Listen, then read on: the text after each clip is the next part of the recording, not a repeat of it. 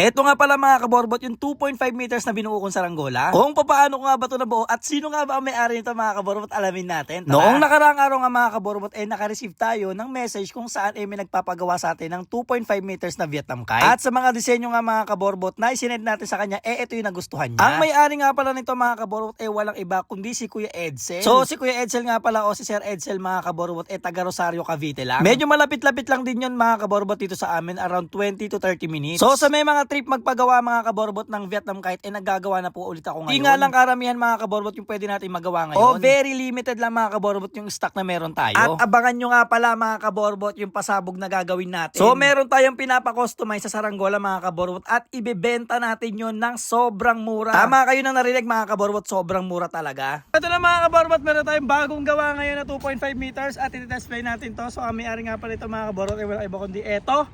Ayan, let's go! Yan, so taga dito lang din siya mga kaborbot. Sa Rosario yata ito mga kaborbot. At test play na natin ito mga kaborbot habang wala pang hangin. So medyo may kailangan ng hangin mga kaborbot. Tara, let's go. Let's go, let's go. So ang pag-iilay natin dito mga kaborbot ay si MJ. Ako? Si Bao. Yan, ang mag-ahagas ay si Rapi. Rapi Baho. Uy. Rapi Baho. Let's go. Wow, model oh. Oh my God, bro. Oh, hell no, man. What the Talaga ba? Bonjig. So dito mga kaborbot, kung mapapansin nyo, yung araw na to hindi masyadong kalakasan yung hangin. Pero kayang-kaya pa rin naman mga kaborbot na i-test itong mismong ating saranggola. Ang galing, oh my God. Yan. Ganda lipad oh. Ganda ng ano, tsura sa taas. Ayun na, umahangin na. Alam ko. Ganda ng kulay no. Go. Dahil nga mga kaborbot, medyo may kahinaan yung hangin ng araw na to, nilargahan talaga namin yung mismong tali. Nagbabakasakali nga kami mga kaborbot na medyo mas malakas yung hangin sa taas. At yun nga mga kaborbot, mas malakas nga talaga yung hangin sa taas. Kaborbot. Marami ko pa ng ganito. Ang liit kasi. Mabigat. Taas. Alam ko, Yun oh. sarang-galaw mata. So ito si Patrick oh. Talaga no. Mga kaborbot.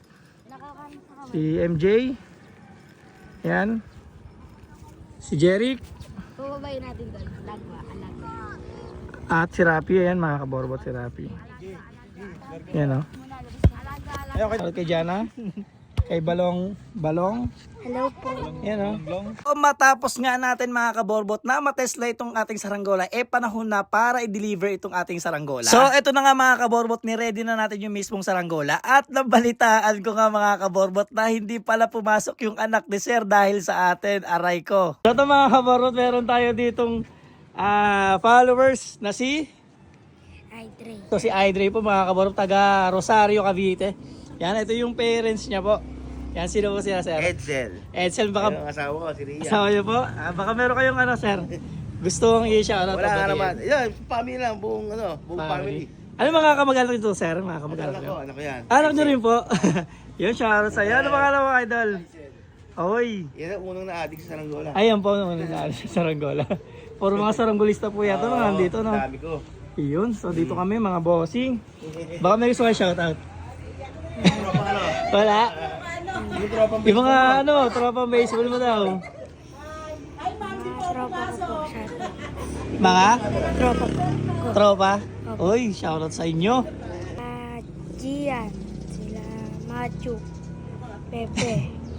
Yun lang po. Yun lang, so yung mga kaborbot. So, medyo nahihiya nga mga kaborbot si Idre dyan. Idre, so yung mga kaborbot, kasama natin si Idre. Yan, isang legit na saranggolista dito sa Rosario, Cavite, sa Ligtong mga kaborbot.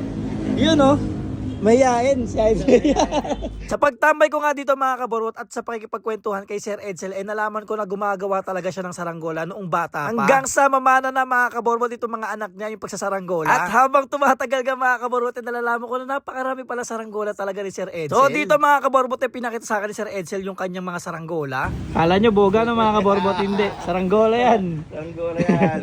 At marami nga siya mga kaborbot na Vietnam kite dito. At nagulat nga ako mga kaborbot na meron din siyang di-assemble o diba class na Vietnam kite na gawa sa kawayan. So simula nga sa tatay na si Sir Edsel at hanggang sa kanyang panganay at bunso mga kaborbot nagsasaranggola talaga. Shoutout nga pala mga kaborbot kay Sir Edsel na tagaligtong Rosario, Cavite. At nakakatuwa nga mga kaborbot na makakilala ka ng sobrang legit na saranggolista. Sobrang matagal na mga kaborbot na gumagawa ng saranggola si Sir Edsel at feeling ko wala pa ako mga kaborbot na gawa na siya ng saranggola. So isang malaking karangalan po mga kaborbot borbot na makakilala ng ganitong saranggolista. At maraming salamat po kay Sir Edsel sa pag-welcome po sa kanilang lugar. So hanggang dito na lang mga kaborbot ang ating video at kita-kits sa aming next vlog. Let's go!